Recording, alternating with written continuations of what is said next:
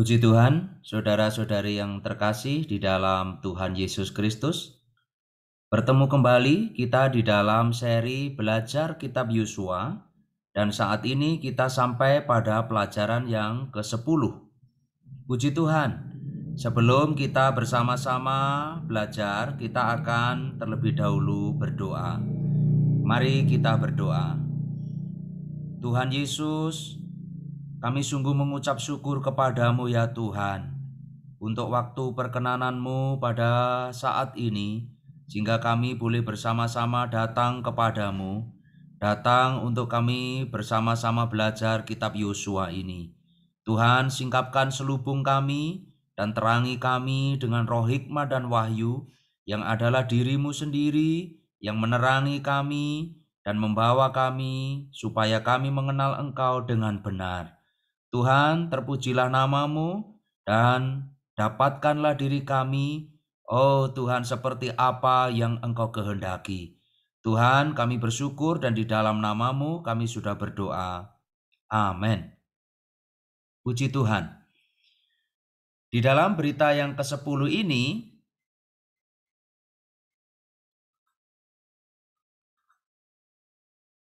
judul besarnya adalah penghancuran semua bangsa yang tinggal di negeri yang berbukit dan lembah sebelah barat Yordan dan atas seluruh pantai laut besar.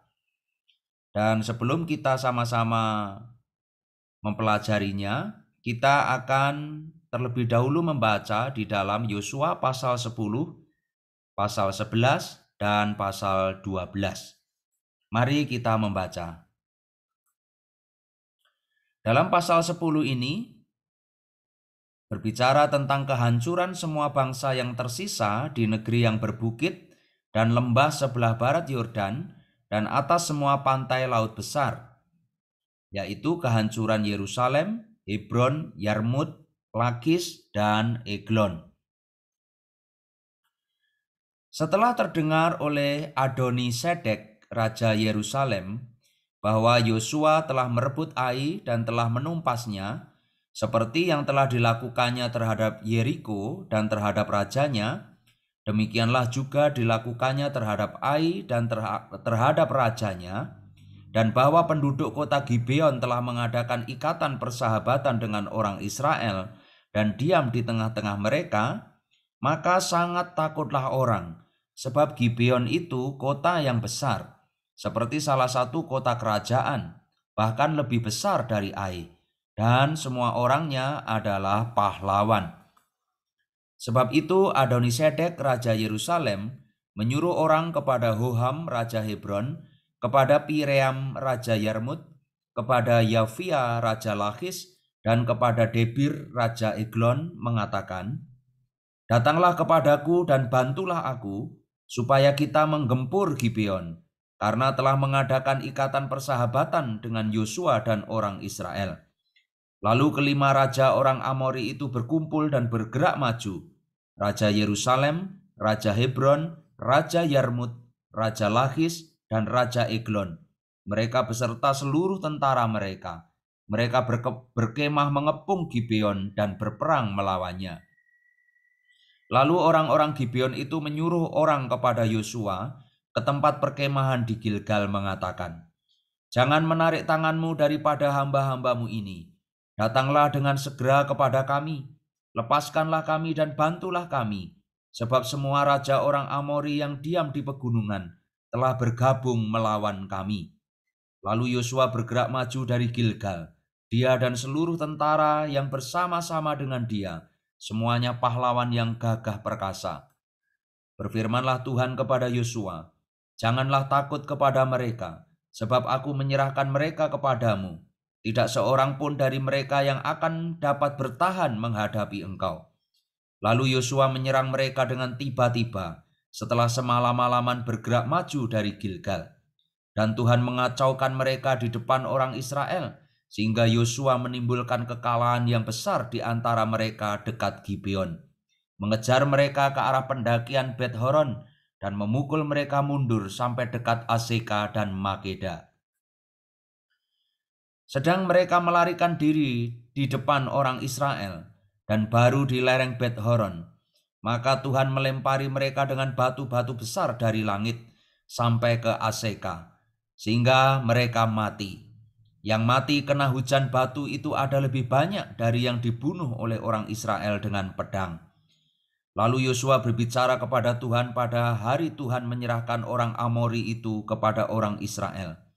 Ia berkata di hadapan orang Israel, "Matahari, berhentilah di atas Gibeon, dan engkau bulan di atas lembah Ayalon."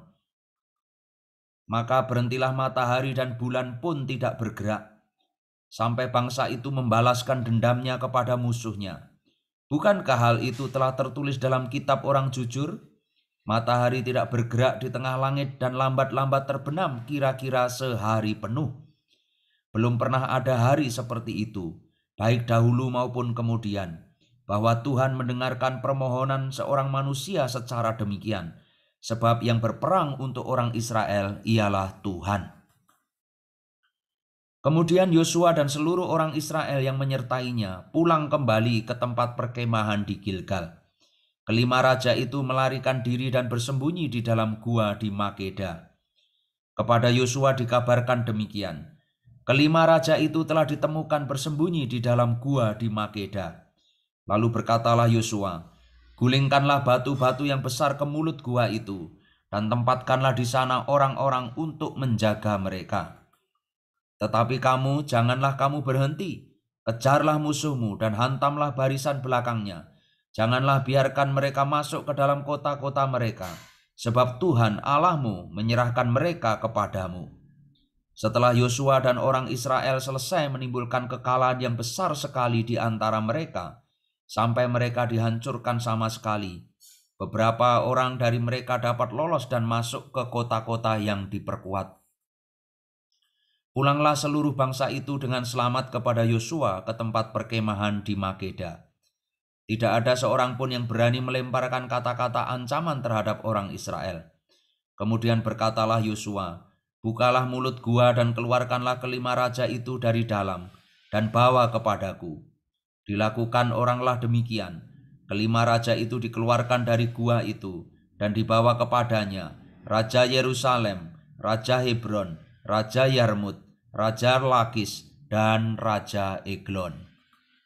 Setelah raja-raja itu dikeluarkan dan dibawa kepada Yosua, maka Yosua pun memanggil semua orang Israel berkumpul dan berkata kepada para panglima tentara yang ikut berperang bersama-sama dengan dia, "Marilah dekat, taruhlah kakimu ke atas tengkuk raja-raja ini."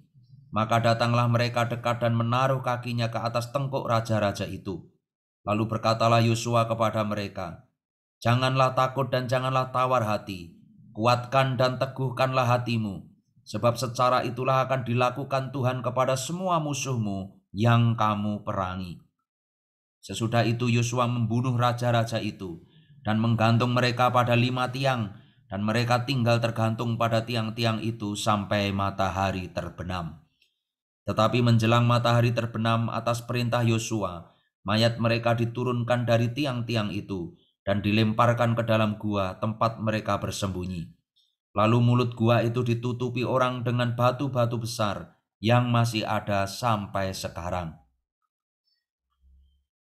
Kehancuran 31 raja dan 31 bangsa di negeri yang berbukit dan lembah sebelah barat Yordan, dan Hesibon di bawah Raja Sihon, dan Basyan di bawah Raja Og di sebelah timur Yordan. Pada hari itu Yosua merebut Makeda, dan kota itu dipukulnya dengan mata pedang, juga rajanya. Kota itu dan semua makhluk yang ada di dalamnya ditumpasnya. Tidak ada seorang pun yang dibiarkannya lolos, dan Raja Makeda diperlakukannya seperti telah diperlakukannya Raja Yeriko. Kemudian Yosua dengan seluruh Israel berjalan terus dari Makeda ke Libna, lalu memerangi Libna. Dan Tuhan menyerahkan kota itu juga kepada orang Israel beserta rajanya. Yosua memukul kota itu dan semua makhluk yang ada di dalamnya dengan mata pedang. Tidak ada seorang pun di dalamnya yang dibiarkannya lolos, dan rajanya itu diperlakukannya seperti telah diperlakukannya Raja Yeriko. Kemudian Yosua dengan seluruh Israel berjalan terus dari Libna ke Lakis, lalu berkemah mengepung kota itu dan berperang melawannya. Dan Tuhan menyerahkan Lakis kepada orang Israel. Yosua merebut kota itu pada hari yang kedua. Kota itu dan semua makhluk yang ada di dalamnya dipukulnya dengan mata pedang, tepat seperti yang dilakukannya terhadap Libna. Lalu Horam Raja Gezer maju untuk membantu Lakis, tetapi Yosua menewaskan dia dan rakyatnya, sehingga tidak ada seorang pun padanya yang dibiarkannya lolos. Kemudian Yosua dengan seluruh Israel berjalan terus dari Lakis ke Eglon, lalu mereka berkemah mengepung kota itu dan berperang melawannya. Kota itu direbut mereka pada hari itu juga dan dipukul dengan mata pedang. Semua makhluk yang ada di dalamnya ditumpasnya pada hari itu, tepat seperti yang dilakukan terhadap Lakis. Kemudian Yosua dengan seluruh Israel bergerak maju dari Eglon ke Hebron, lalu berperang melawannya. Negeri itu direbut mereka dan dipukul dengan mata pedang, juga rajanya dan segala kotanya, dan semua makhluk yang ada di dalamnya. Tidak seorang pun yang dibiarkannya lolos, tepat seperti yang dilakukannya terhadap Eglon. Kota itu dan semua makhluk yang ada di dalamnya ditumpasnya. Kemudian Yosua dengan seluruh Israel kembali ke Debir, lalu berperang melawannya. Negeri itu beserta rajanya dan segala kotanya direbutnya dan dipukul dengan mata pedang. Semua makhluk yang ada di dalamnya ditumpas mereka. Tidak seorang pun yang dibiarkannya lolos, seperti yang dilakukannya terhadap Hebron. Demikianlah dilakukan terhadap Debir beserta rajanya, sama seperti yang dilakukannya terhadap Libna beserta rajanya. Demikianlah Yosua mengalahkan seluruh negeri itu, pegunungan, tanah Negeb, daerah bukit, dan lereng gunung, beserta semua raja mereka. Tidak seorang pun yang dibiarkannya lolos, tetapi ditumpasnya semua yang bernafas, seperti yang diperintahkan Tuhan Allah Israel. Yosua menewaskan mereka dari Kades Barnea sampai Gaza, juga seluruh tanah Goshen sampai Gibeon. Semua raja ini dan negeri mereka telah dikalahkan Yosua sekaligus, sebab yang berperang untuk orang Israel ialah Tuhan Allah Israel. Kemudian Yosua dengan seluruh Israel pulang kembali ke tempat perkemahan di Gilgal. Pasal 11. Setelah hal itu terdengar kepada Yabin, Raja Hazor, diutusnyalah orang kepada Yobab, Raja Madon, dan kepada Raja negeri Simron, kepada Raja negeri Aksaf, serta kepada raja-raja yang di sebelah utara, di pegunungan, di Araba Yordan, di sebelah selatan Kinerot, di daerah bukit, dan di tanah bukit Dor di sebelah barat, yakni raja-raja orang Kanaan di sebelah timur dan di sebelah barat, orang Amori, orang Het, orang Feris, orang Yebus di pegunungan, dan orang Hewi di kaki gunung Hermon di tanah Mispa. Kemudian keluarlah raja-raja ini bersama-sama semua tentaranya, amat banyak rakyat, seperti pasir di tepi laut banyaknya, beserta sangat banyak kuda dan kereta. Raja-raja ini bersekutu dan datang berkemah bersama-sama dekat mata air Merom untuk memerangi orang Israel. Lalu Tuhan berkata kepada Yosua, "Janganlah takut menghadapi mereka, sebab besok kira-kira waktu ini aku menyerahkan mereka mati terbunuh semuanya kepada orang Israel. Kuda mereka haruslah kamu lumpuhkan, dan kereta mereka haruslah kamu bakar dengan api." Lalu Yosua dengan seluruh tentaranya mendatangi mereka dengan tiba-tiba dekat mata air Merom dan menyerbu mereka. Dan Tuhan menyerahkan mereka kepada orang Israel. Mereka dikalahkan dan dikejar sampai Sidon Besar dan sampai Misrefot Maim dan sampai lembah Mispa yang di sebelah timur. Demikianlah mereka dihancurkan, sehingga tidak seorang pun dari mereka yang dibiarkan lolos. Yosua melakukan terhadap mereka seperti yang difirmankan Tuhan kepadanya. Kuda mereka dilumpuhkan dan kereta mereka dibakar dengan api. Pada waktu itu Yosua kembali, direbutnya Hasor dan rajanya dibunuhnya dengan mata pedang. Sebab Hasor pada waktu dahulu adalah yang terutama di antara segala kerajaan itu. Semua makhluk yang ada di dalamnya dibunuhnya dengan mata pedang, sambil menumpas orang-orang itu, Tidak ada yang tinggal hidup dari semua yang bernafas, dan Hasor dibakarnya. Selanjutnya segala kota kepunyaan raja-raja itu dan semua rajanya dikalahkan Yosua dan dibunuhnya dengan mata pedang. Mereka ditumpasnya seperti yang diperintahkan Musa hamba Tuhan itu. Tetapi kota-kota yang letaknya di atas bukit-bukit puing tidaklah dibakar oleh orang Israel. Hanya Hasor saja yang dibakar oleh Yosua. Segala barang dari kota-kota itu serta ternaknya telah dijarah orang Israel. Tetapi manusia semuanya dibunuh mereka dengan mata pedang, sehingga orang-orang itu dipunahkan mereka. Tidak ada yang ditinggalkan hidup dari semua yang bernafas. Seperti yang diperintahkan Tuhan kepada Musa hambanya itu, demikianlah diperintahkan Musa kepada Yosua, dan seperti itulah dilakukan Yosua. Tidak ada sesuatu yang diabaikannya dari segala yang diperintahkan Tuhan kepada Musa. Demikianlah Yosua merebut seluruh negeri itu, pegunungan, seluruh tanah Negeb, seluruh tanah Gosyen, daerah bukit, serta Araba Yordan, dan pegunungan Israel dengan tanah rendahnya, mulai dari pegunungan Gundul yang mendaki ke arah Seir, sampai ke Baal Gad di lembah gunung Libanon, di kaki gunung Hermon. Semua rajanya ditangkapnya dan dibunuhnya. Lama Yosua melakukan perang melawan semua raja itu. Tidak ada satu kota pun yang mengadakan ikatan persahabatan dengan orang Israel, selain daripada orang Hewi yang diam di Gibeon itu. Semuanya telah direbut mereka dengan berperang. Karena Tuhan yang menyebabkan hati orang-orang itu menjadi keras, sehingga mereka berperang melawan orang Israel, supaya mereka ditumpas dan jangan dikasihani, tetapi dipunahkan, seperti yang diperintahkan Tuhan kepada Musa. Pada waktu itu Yosua datang dan melenyapkan orang Enak dari pegunungan, dari Hebron, Debir, dan Anab, dari seluruh pegunungan Yehuda dan dari seluruh pegunungan Israel. Mereka dan kota-kota mereka ditumpas oleh Yosua. Tidak ada lagi orang Enak ditinggalkan hidup di negeri orang Israel. Hanya di Gaza, di Gad, dan di Asdod masih ada yang tertinggal. Demikianlah Yosua merebut seluruh negeri itu sesuai dengan segala yang difirmankan Tuhan kepada Musa. Dan Yosua pun memberikan negeri itu kepada orang Israel menjadi milik pusaka mereka, menurut pembagian suku mereka. Lalu amanlah negeri itu, berhenti dari berperang. Pasal 12. Inilah raja-raja negeri yang dikalahkan oleh orang Israel, dan yang negerinya diduduki mereka di seberang Yordan ke arah matahari terbit, dari sungai Arnon sampai gunung Hermon, serta seluruh Araba Yordan ke arah timur, yakni Sihon raja orang Amori yang diam di Hesibon, yang memerintah atas suatu daerah dari Arur yang letaknya di tepi sungai Arnon. Pada pertengahan sungai itu ditambah setengah Gilead sampai sungai Yabok, batas daerah Bani Amon. Dan atas Araba Yordan sampai sebelah timur danau Kinerot, dan sampai sebelah timur laut Araba, yakni laut Asin, ke arah Bet Yesimot, dan ke arah selatan sampai kaki lereng-lereng gunung Pisga.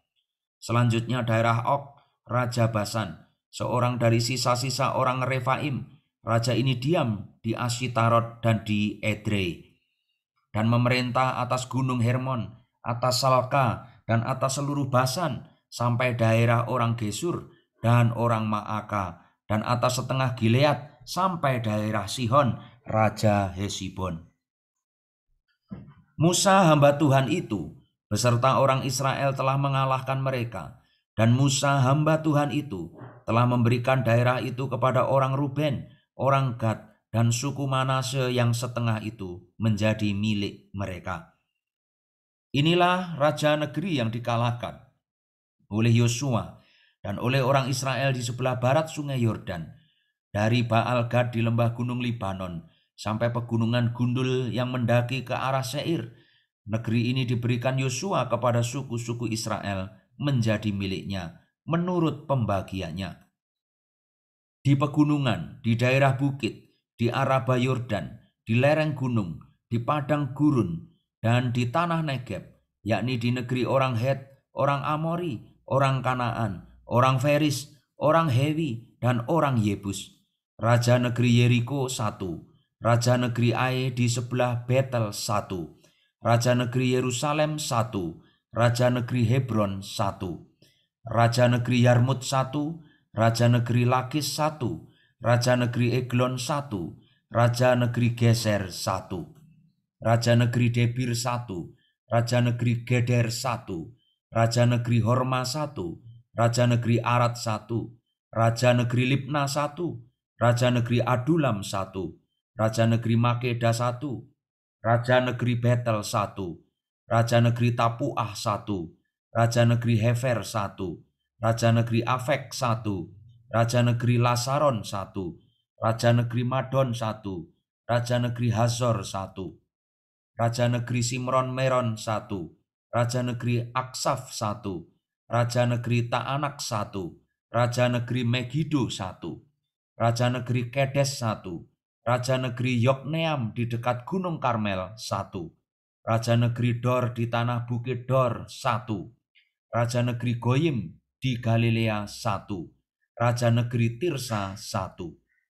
Jadi jumlah semua raja itu 31 orang. Amin. Saudara-saudari, kita semua perlu belajar Alkitab.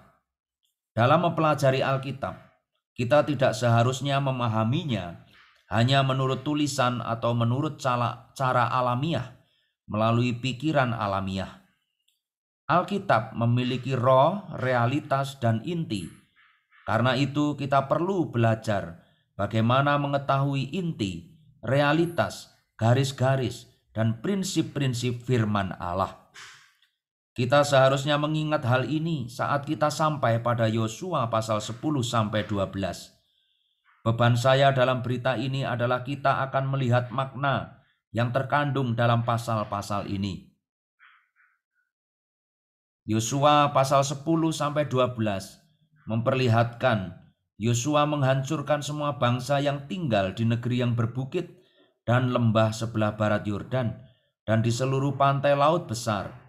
Orang-orang yang paling kuat di Kanaan berada di dataran di antara Libanon di utara dan Mesir di selatan, dan dari Laut Tengah sampai Sungai Yordan. Bangsa ini meliputi orang Enak, keturunan raksasa, yang menurut Bilangan pasal 13 ayat 33, juga kami lihat di sana orang-orang raksasa, orang Enak yang berasal dari orang-orang raksasa, dan kami lihat diri kami seperti belalang, dan demikian juga mereka terhadap kami. Orang-orang Enak berasal dari Nepilim. Kejadian 6 mewahyukan bahwa orang Nepilim adalah hasil dari persatuan jahat antara anak-anak perempuan manusia dengan malaikat-malaikat yang jatuh.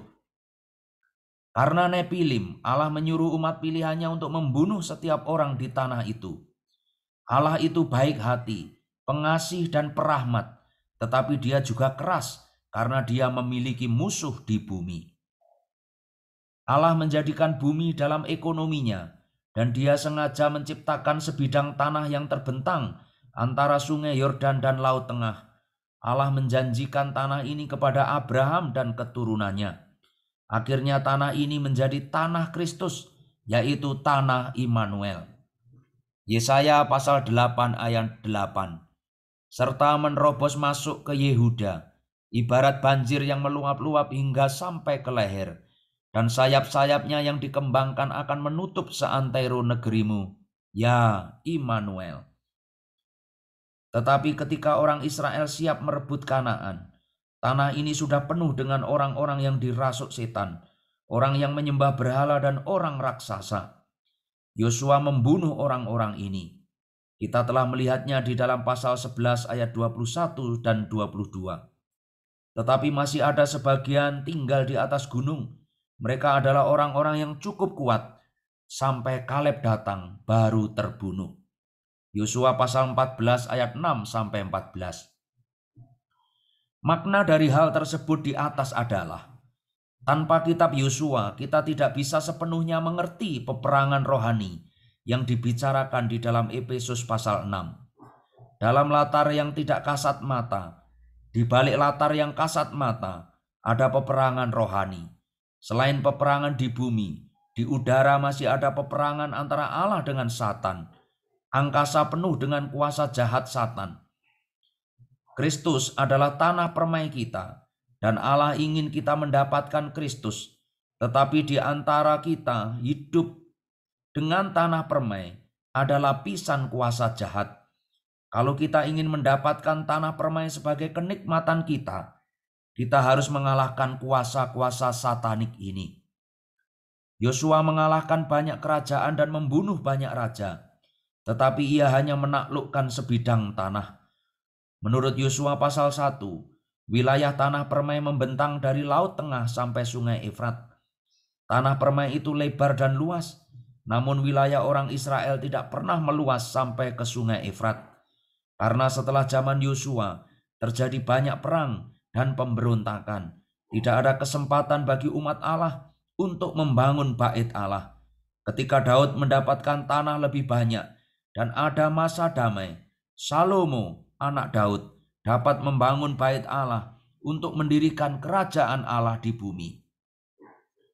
Pada prinsipnya keadaan kita dalam pemulihan Tuhan hari ini juga sama. Pendirian kita atas tumpuan gereja meniadakan pendirian semua denominasi, dan hal ini menyulut pertentangan. Kita adalah Israel milik Allah, dan kita memiliki panglima, tetapi pemulihan Tuhan masih dalam pergumulan. Setiap hari kita perlu terlibat dalam peperangan rohani. Di Amerika Serikat ada lebih dari 250 gereja, tetapi hampir semuanya kecil dan sulit berkembang. Di Amerika Serikat ada pergumulan karena negara ini adalah negara yang penting yang dapat mempengaruhi situasi dunia terkait dengan pergerakan Tuhan. Musuh kita bukanlah manusia di bumi, melainkan kuasa jahat di angkasa yang menghalang-halangi orang percaya ke dalam nama Tuhan Yesus dan menghalang-halangi orang yang beroleh selamat dalam mencari Kristus. Kita semua perlu mengenal apakah pemulihan itu. Di manakah pemulihan itu? Dan orang macam apakah yang bisa membawa pemulihan maju? Kita semua perlu nampak bahwa dalam pemulihan Tuhan hari ini, kita berada di medan perang. Kita harus menjadi Yosua dan Kaleb hari ini, yaitu orang-orang yang berperang melawan kuasa-kuasa jahat Satan di udara, sehingga kita bisa mendapatkan Kristus lebih banyak bagi pembangunan tubuh Kristus, mendirikan dan memperluas kerajaan Allah, sehingga Kristus dapat kembali untuk mewarisi bumi. Saudara-saudari, kita tidak cukup hanya menjadi rohani dan kudus.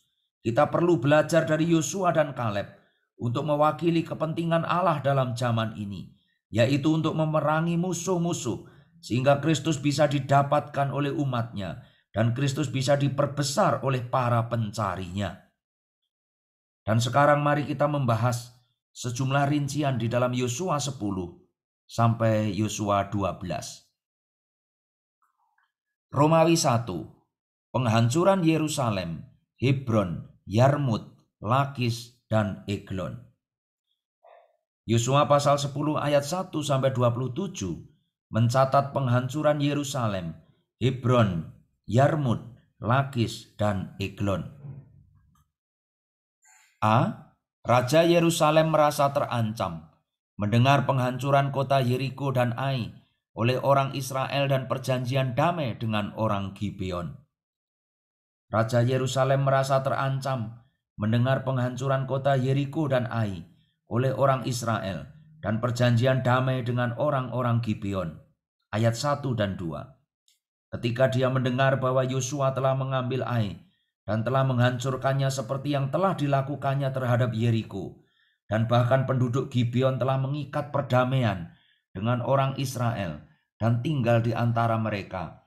Dia takut, tahu bahwa Gibeon adalah kota besar dan seluruh penduduknya adalah pahlawan. B. Raja-raja 5 bangsa bersekutu untuk berperang melawan orang Gibeon. Raja-raja 5 bangsa bersekutu untuk berperang melawan orang Gibeon. Raja Yerusalem mengutus orang kepada raja-raja Hebron, Yarmut, Lakis, dan Eglon. Di ayat yang keempat, datanglah kepadaku dan bantulah aku, supaya kita menggempur Gibeon, karena telah mengadakan ikatan persahabatan dengan Yosua dan orang Israel. Maka kelima raja orang Amori itu bergerak maju ke Gibeon dan berperang melawannya. C. Orang Israel terlibat dalam perang melawan 5 bangsa. Dalam ayat 6-27 kita nampak bahwa orang Israel terlibat dalam perang melawan 5 bangsa. Yang pertama, orang-orang Gibeon meminta orang Israel berperang bagi mereka melawan 5 bangsa. Itu ayat 6. 2. Tuhan mendorong Yosua menghancurkan mereka. Tuhan mendorong Yosua menghancurkan bangsa-bangsa ini, katanya. Janganlah takut kepada mereka, sebab aku menyerahkan mereka kepadamu. Tidak seorang pun dari mereka yang akan dapat bertahan menghadapi engkau. Itu di ayat 8. Yosua menyerang mereka dengan tiba-tiba, dan Tuhan mengacaukan mereka di depan orang Israel, memukul mereka dengan serangan besar dan mengejar mereka. 3. Tuhan menurunkan hujan batu untuk menghancurkan mereka. Di ayat 11 kita membaca, Tuhan melempari mereka dengan batu-batu besar dari langit sampai ke Aseka sehingga mereka mati. Yang mati kena hujan batu itu adalah lebih banyak dari yang dibunuh oleh orang Israel dengan pedang. 4. Tuhan menyebabkan matahari dan bulan berhenti seharian. Di dalam ayat 12 dan 14, Tuhan menyebabkan matahari dan bulan berhenti seharian. 2 mukjizat ini dilakukan oleh Tuhan melalui kuasa-kuasa alam. Dan yang kelima, Yosua dan bangsa Israel menghancurkan penduduk 5 bangsa dan membunuh raja-rajanya. Kelima raja itu dibawa keluar dari gua tempat mereka melarikan diri. Dan Yosua memerintahkan panglima tentara yang ikut berperang bersama dia untuk menaruh kakinya di atas tengkuk raja-raja ini. Mereka melakukannya dan Yosua berkata kepada mereka di ayat 25, "Janganlah takut dan janganlah tawar hati, kuatkan dan teguhkanlah hatimu, sebab secara itulah akan dilakukan Tuhan kepada semua musuhmu yang kamu perangi." Romawi 2. Penghancuran 31 raja dari 31 bangsa di negeri yang berbukit dan berlembah sebelah barat Yordan. Di dalam pasal 10 ayat 28 sampai pasal 12 ayat 24 adalah satu catatan penghancuran 31 raja dari 31 bangsa di negeri yang berbukit dan lembah sebelah barat Yordan, dan dari Baal Gad di lembah Libanon sampai pegunungan Gundul yang mendaki ke arah Seir. A. Tuhan Allah Israel berperang bagi Israel. Yosua 10 ayat 42 mengatakan bahwa Yosua merampas semua raja ini dan negeri mereka sekaligus, sebab yang berperang untuk Israel ialah Tuhan Allah Israel. Ketika raja-raja yang lain berkumpul untuk memerangi Israel, Tuhan berkata kepada Yosua, "Janganlah takut menghadapi mereka, sebab besok kira-kira waktu ini aku menyerahkan mereka mati terbunuh semuanya kepada orang Israel." Yosua 11 ayat 6a. B. Menurut perintah Musa, hamba Tuhan. Yosua merampas semua kota-kota raja-raja ini dengan semua rajanya, mengalahkan mereka dengan mata pedang, dan menghancurkan mereka sama sekali. Hal ini dia lakukan menurut perintah Musa, hamba Tuhan itu.